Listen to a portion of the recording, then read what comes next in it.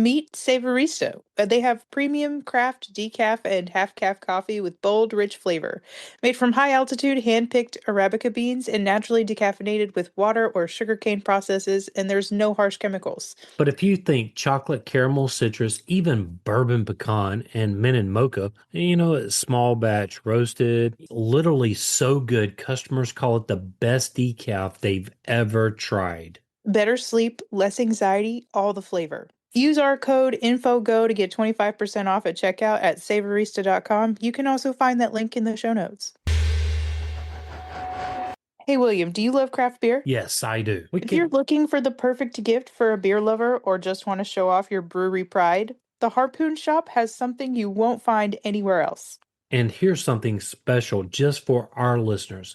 You can save 25% off just by using our code INFOGO at checkout. You can find that link in the show notes.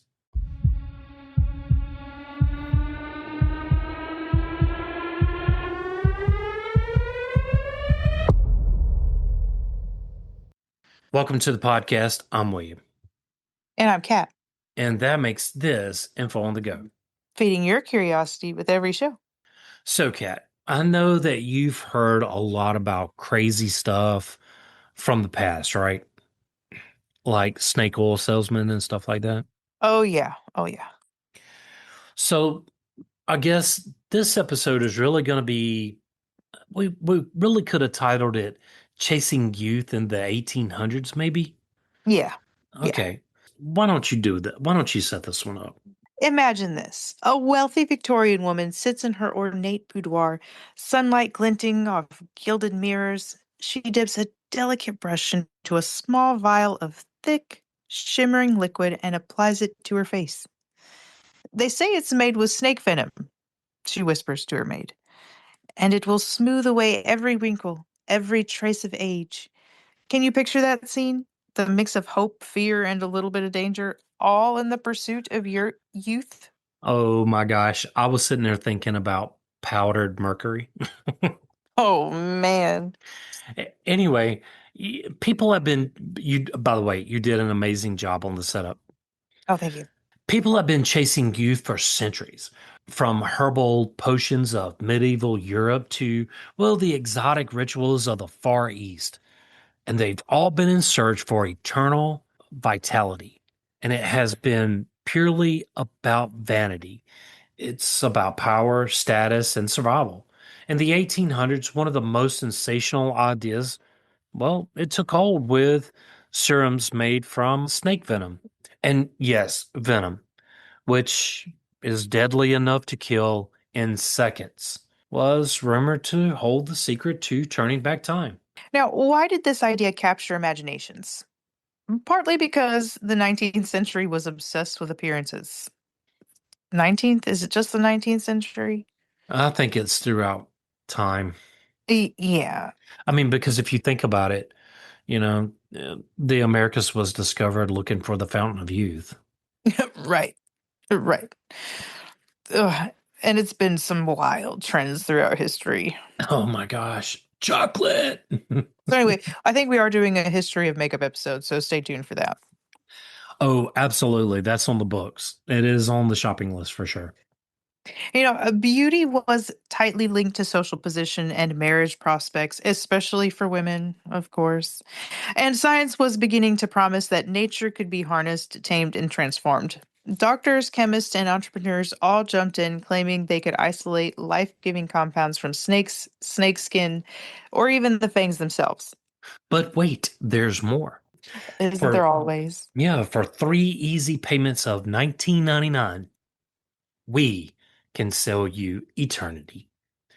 But on the flip side though, these serums were often sold in small jewel-like bottles and advertised in newspapers, displayed in apothecaries, which would have been the local pharmacies of the day. And they really promised more than smooth skin, right? They promised power over time itself. And women were told that just a few drops could restore youth, keep the wrinkles at bay, and even preserve fertility. Men, too, well, they were curious, hoping for vigor and vitality. I guess it would have been that times Viagra, maybe. I guess. Well, I mean, Hoping if you're for vigor thinking, and vitality. I think that should be an episode all on its own, and we just do that on Patreon for adults only. Yes. Okay. Yeah, we need to find some adult only episodes to put on there.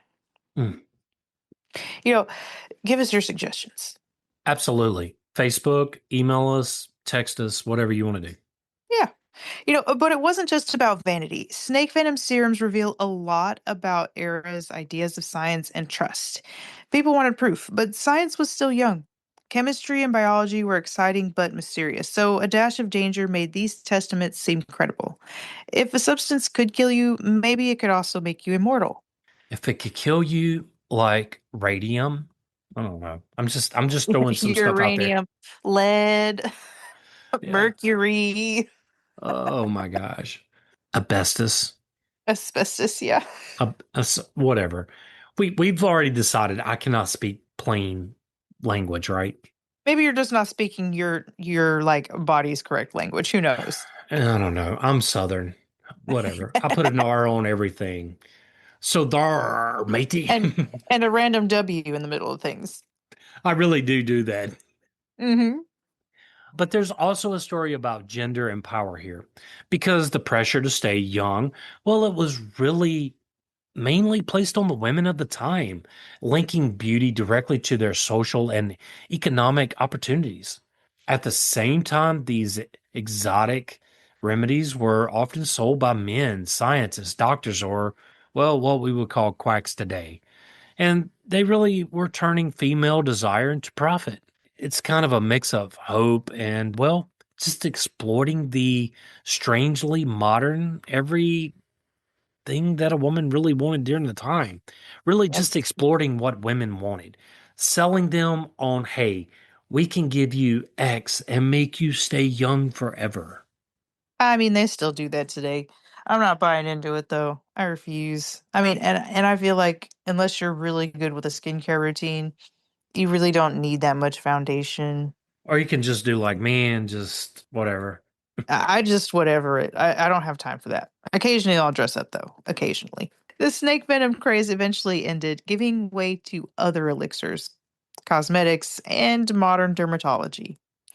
Yet it left a lasting cultural mark, illustrating how science, myth, and social pressure intersect, and how the human obsession with youth can push people to extreme and sometimes irrational measures. In the 1800s, the pursuit of eternal youth was as much about control and belief as it was about appearance. So let's go back into the Victorian beauty ideals, right? In the 19th century, well, the standard of beauty was about more than just looking good. It was about class, virtue, and social status. Pale skin was prized because it meant you didn't have to work outdoors. A small waist suggested discipline and refinement, and youthfulness was almost sacred, as if the fleeting glow of adolescence defined a woman's worth. Women went to extreme lengths to maintain these ideals. Corsets that, well, could restrict breathing, elaborate hairstyles that required hours of daily upkeep, and layers of clothing designed to shape the body into the perfect silhouette. Even cosmetics, though technically frowned upon in polite society, they were used in secret. Powders to whiten the skin, well, life to the cheeks, and mysterious creams promising, well, everlasting youth. Uh, Guidance comes from every corner of life. Magazines and catalogs were filled with advice columns, recipes for face masks, and the latest secret potions imported from exotic lands. Traveling salesmen brought miracle creams and snake oils directly to doorsteps, while word of mouth tips between friends and relatives created a buzzing network of beauty secrets. Patent medicine promised to erase wrinkles, restore radiance, and even rejuvenate the spirit, all marketed with dramatic testimonials that made it nearly impossible to resist. But here's the big question. Why was youth so culturally celebrated and so profitable? In a society that equated a woman's appearance with her social and economic value, the desire to appear eternally young wasn't vanity, It was survival, reputation, and influence. Entrepreneurs of the era, they knew this thing. And the more unattainable the promise, well, the higher the price people were willing to pay. In the late 1800s, a new type of beauty obsession slithered its way into society: actual snake venom. Or at least the promise of it was being marketed as a miracle elixir capable of erasing wrinkles, smoothing skin, and restoring youth. The idea was irresistible, a potion so exotic and dangerous that it could make a woman literally immortal in appearance. Advertisers promised that carefully extracted snake venom could, well, it could rejuvenate the complexion or remove the marks of time, basically overnight. And some products, well, they were said to contain ground snake parts, while others boasted oils from cobras or rattlesnakes. First of all, I have a phobia of snakes. Keep it away from me. Don't want it. Don't even tell me what's it. No, I'm done. I'm over it. Said I'm done. Yeah, I'm done. I'm over it. Just you keep it. I'm good. The venom was said to work like a natural Botox, paralyzing facial muscles and smoothing lines. Testimonials in newspaper beauty magazines, they were full of awe and inspiring before and after stories where women who looked decades younger after just a few drops of the mysterious serum. It's probably mother and daughter. I'm just saying. They Oh show a man, picture of the mother, and then after she did all of this, then they show a picture of the daughter. they'd have to be really good lookalikes for all that. But I'm I mean, saying they're out there. we should do a whole thing on snake oil. Yeah, I thought we had. I think it's on the shopping list, but I don't think we have yet because that was a whole like big error in the day. It was. I know we touched on it somewhere else, though. We had to have touched Uh, on it somewhere else. yeah, I remember talking about. I'll go back and look and see. If not, we'll put it on the shopping list. How about that? Okay. All right. Part of the allure was sheer exoticism. The Victorian imagination was captivated by far off lands and their supposedly secret remedies. Snake venom, with its reputation as a deadly toxin, carried an aura of danger and luxury, like wearing a velvet dress dipped in mystery. Traveling salesmen brought these elixirs to towns and parlors, hawking them with dramatic dramatizations and whispered assurances of their miraculous powers. Despite these fantastical claims, most snake venom creams were, well, they were just theater more than therapy. In truth, very few contained real venom in any effective form. Many were just mixes of oils, lards, perfumes, perhaps a trace of erotic ingredients for just for flair. But the danger wasn't always fictional, though. Some of these products contain toxic metals or chemicals that were, well, they were genuinely harmful. But the snake venom itself, more myth than medicine, and yet it captured the public imagination like nothing had done before. Imagine flipping through a Victorian beauty magazine and reading an advertisement that declares, "Apply the Cobra's Kiss elixir each evening and watch your wrinkles vanish as if the very hands of time were reversed." It's You nailed that. I wanted to go buy some of this Cobra's Kiss. I'm just saying I wanted to go do it. it's theatrical, daring, and almost impossible to resist, exactly why it's sold. But in the 19th century, science was advancing at a dazzling pace, but much of it was still mysterious to the general public. Germ theory was, well, it was still emerging through chemistry. Most of it was, well, fantasy, I guess. And the lines between medical fact and the line between medical fact and fanciful speculation was, well, it was really often blurred. This was the perfect environment for, well, myths like snake venom serums to, well, flourish. Could you imagine what some of the people were putting in that stuff? Man, like I said, the beauty episode is going to be where it's at. Yeah, absolutely. Doctors were beginning to understand bacteria and diseases, but the chemistry of toxins, especially something as exotic as snake venom, was barely understood. Venoms were feared as deadly, yes, but their potential medicinal uses were largely speculative. People assumed that if a substance could harm, it could also heal, which was an idea that made snake venom seem like the ultimate beauty secret. I'll say before we really get into the scientific perspectives here, I say we should take a small break. Sounds good. I'm gonna try your Cobra's Kiss of Venom, okay?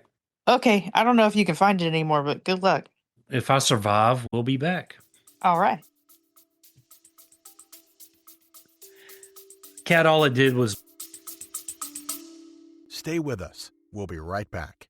hey, listen up. All of my workforce friends out there, whether you're ranchers, farmers, or you just need a pair of good leather gloves, look no further than Bare Knuckles. The best leather gloves ever made, featuring a patent design crafted for natural curve of the fingers. These gloves deliver a perfect fit, superior protection, and all-day comfort. Made from premium leather, right now get an exclusive 15% off, and you can find that at buybareknuckles.com, but make sure you use our code INFOGO at checkout. You can find that link in the show notes. Upgrade your hands, and remember, every purchase, well, it supports the show, so thank you. If you love unforgettable treats, you've got to try Molly B's gourmet cookies. These aren't your average cookies. Molly B's brings bold, artisan crafted cookies straight to your pantry. We're talking chocolate, cherry, and amaretto and be cordial.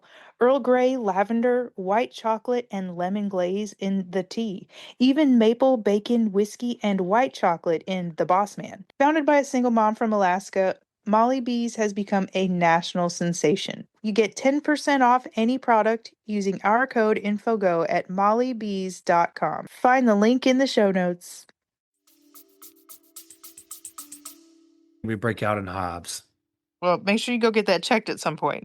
What did you put in that stuff? I, Mercury? Lead? What? I mean, the world anyway, may never know. no, you don't even know, do you? Mm-mm. Hopefully, it wasn't ammonia.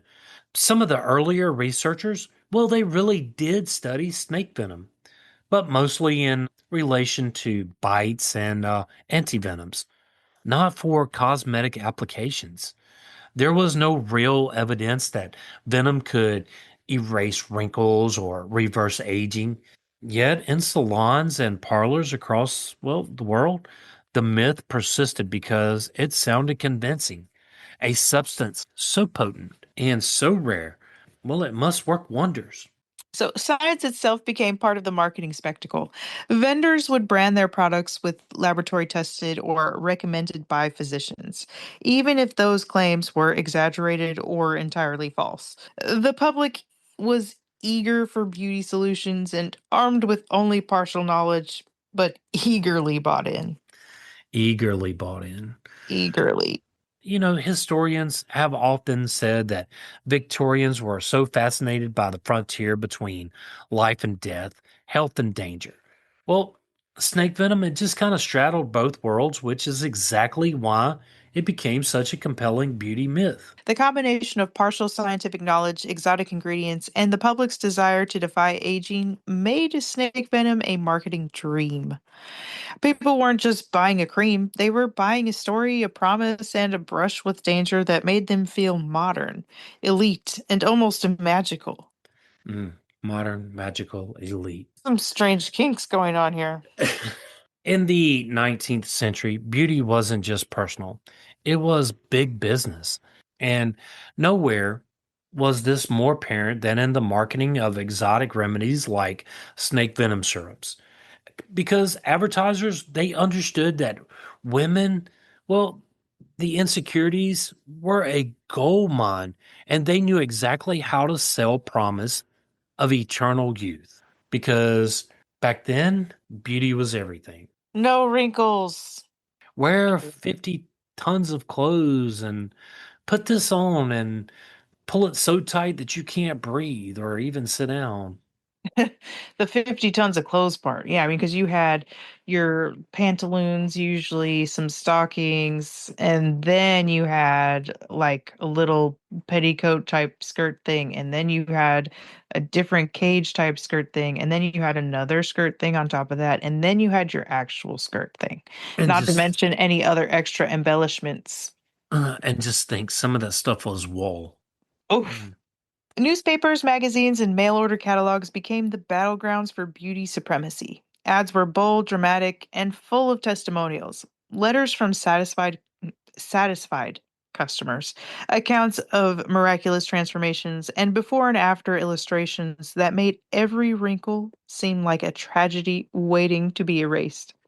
Some ads even claimed endorsements from physicians or European aristocrats, lending an air of authority and glamour. Marketing, go back to our deodorant episode. Yeah. I mean, didn't we do psychology of marketing too? Yeah, we did psychology of marketing, but remember in our deodorant episode where Oh, deodorant yeah. really wasn't a thing until marketing made it a thing? Yeah. But that goes back to the psychology of marketing. Anyway, women were the primary targets because society had made them, well, responsible for maintaining beauty and youth, equating appearance with mortality, social value, and, well, marriage prospects because, women couldn't do anything else other than be married and have kids at the time, right? So aging was treated as a failure, and every line on a woman's face, well, it was a potential social liability. It wasn't just vanity, it was survival in a world where youthfulness could mean influence, respect, and, well, opportunity for, a husband. Jeez. Like, I mean, God forbid you were a widow too. Yeah. Well, I mean, women weren't really good for anything other than marrying and, having kids, right? Of the Hmm. time. It's of the time. Definitely at the time. Of Most the time. certainly. If my wife is listening to this, we're talking about something in history, not today. Patent medicine companies knew the formula. The rarer and more exotic the ingredient, the higher the price. Snake venom wasn't just an ingredient, it was a story, a thrill, and a status symbol.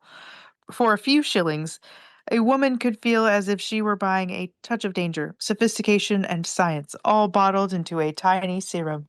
Salesmen and beauty demonstrators, well, they treated the application of these creams almost like theater. Parlor shows, product demonstrations, and vivid storytelling made the experience, well, exciting, convincing, and, well, impossible to resist. People weren't just buying cosmetics, they were buying a narrative of transformation. Snake venom serums worked because they were more than a product. They were a performance, a promise, and carefully constructed illusion that, well, it tapped into both desire and fear. And you got to think, this was in a society that was obsessed with youth and status.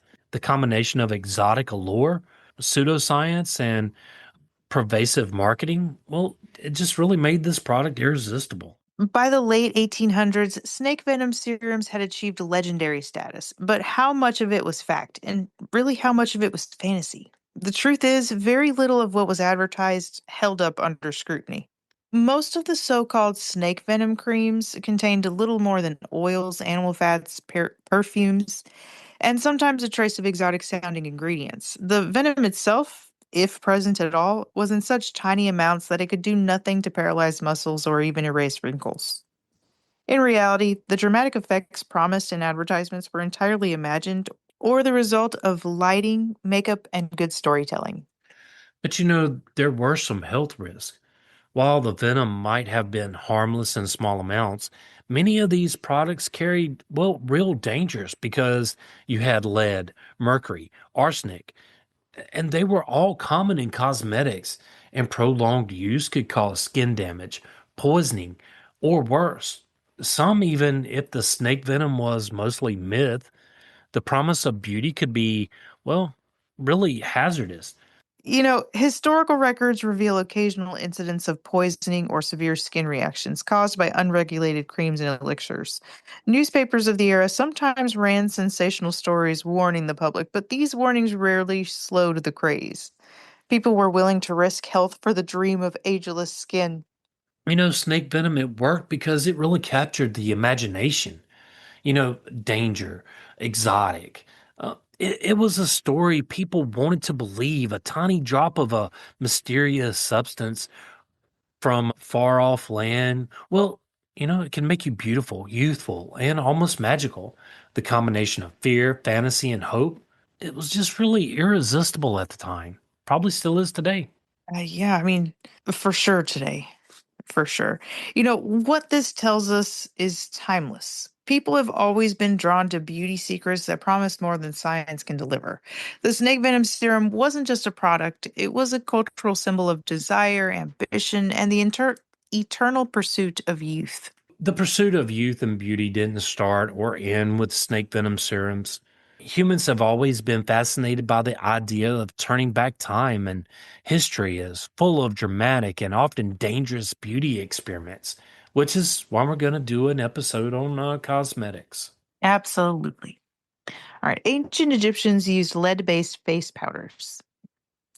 Ochre is a natural earthy pigment composed of clay, silica, and hydrated iron oxide, ranging in color from pale yellow to deep orange or even red. And it was primarily used as a pigment in paints for artistic, ceremonial, or decorative staining for lips and cheeks, and even milk baths to keep skin soft. Cleopatra's legendary baths in donkey milk were as much about ritual and luxury as they were about skincare. I mean, I know milk baths are good for you. I mean, shocked, I guess. I am too because it's just not desirable for me. No, not for me either, but we should do an episode about it. Milk baths. All right, shopping list. By the Renaissance, white lead face paint and vinegar based tonics were common for achieving a pale, unblemished look. And if we fast forward to Victorian England and the obsession with youth, well, it was intensified. Corsets, elaborate hairstyles, secret serums like, well, snake venom. Well, it really dominated parlors, and beauty became a performance, a social statement, and really a money busting industry. Sonny, would you like to buy some of this here for $1? Right. Modern cosmetics and anti aging treatments may seem safer and more scientific, but the core desire is the same. Collagen injections, Botox, retinol creams, peptide serums, these are today's snake venom equivalents. Marketing still thrives on fear of aging, exotic ingredients, and promises of miraculous transformation. The more dramatic the claim, the more likely people are to believe it and pay for it. So, honestly and truly, why do we chase youth across centuries? The fear of aging, social value, identity, self esteem, they all really play a role. Beauty trends are a mirror of society, reflecting cultural ideals, gender dynamics, and universal desire to hold on to, well, vitality. And snake venom serums, they were the extreme, theatrical, and dangerous. But they were also part of a timeless human story, the quest to look and feel, well, forever young. But wait, William, let's do 10 weird fun facts about this period. Perfect. I'll do number one, you do number two. How about that? Sounds good. All right. Furniture face gadgets. Some Victorian beauty tools, like metal face irons, think about what I just said, were so elaborate they could pass for miniature furniture, complete with tiny handles, ornate engravings, and polished brass surfaces. These contraptions were heated and pressed against the skin to, well, smooth out wrinkles, turning a simple skincare routine into something that looked part salon but medieval torture device stylish. Well, it was kind of terrifying during the time. Could you imagine ironing your face? No, that sounds scary. Very. And what about the lead makeup obsession? In the Victorian era, a ghostly pale complexion was the ultimate sign of elegance. So women liberally dusted their faces with white lead powder.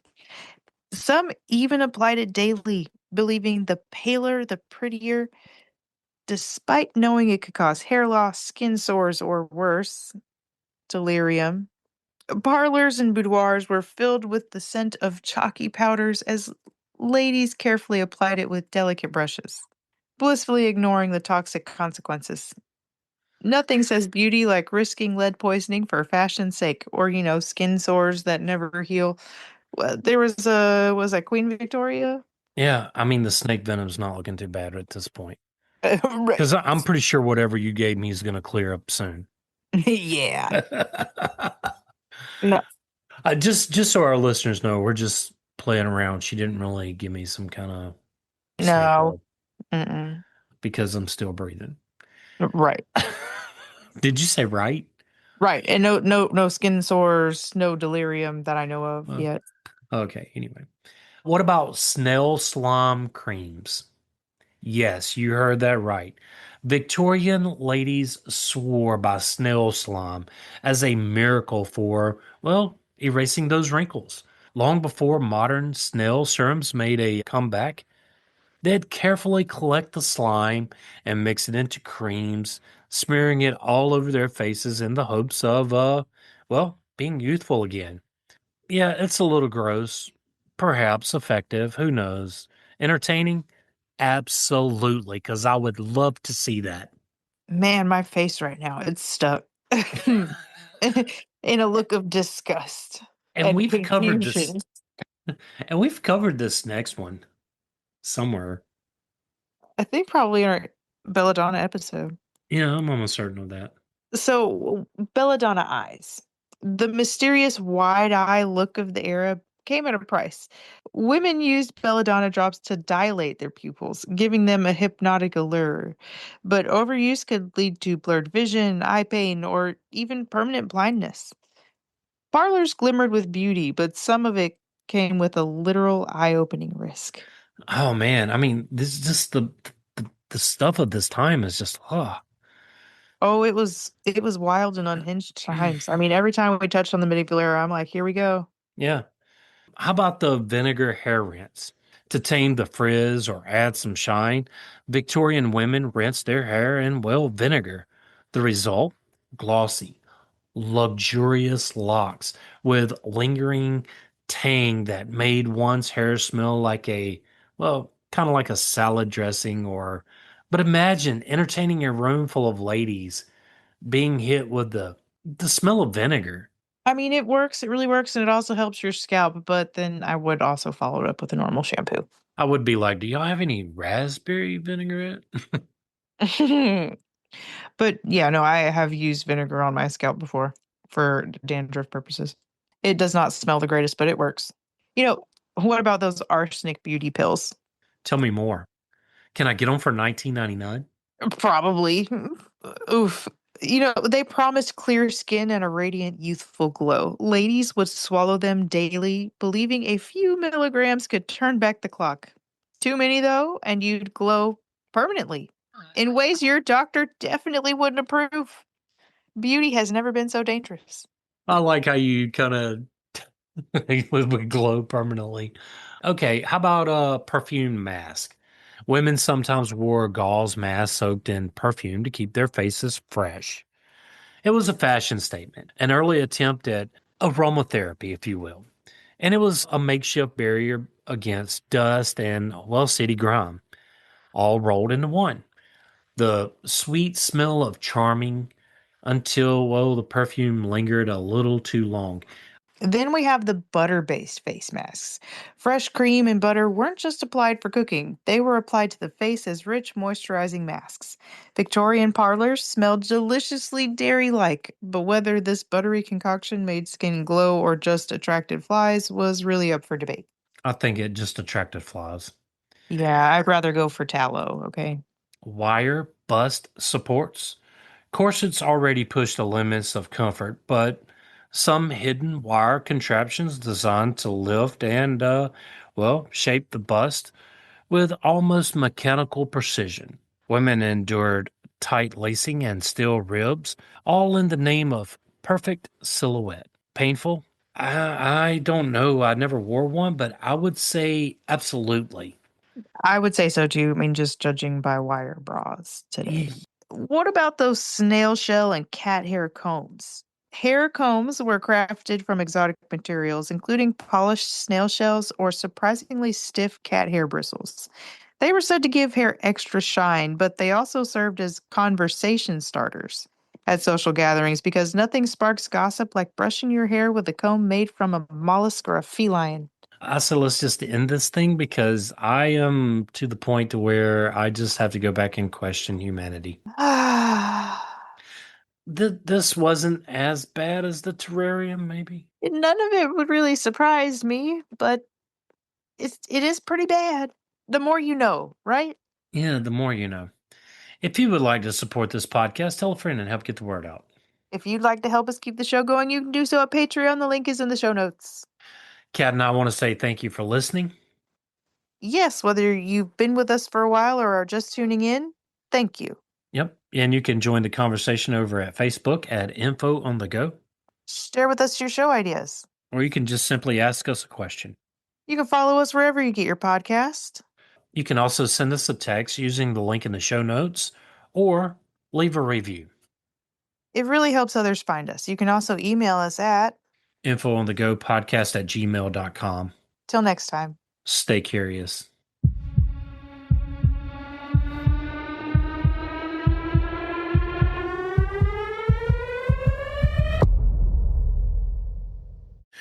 Every morning starts with a choice.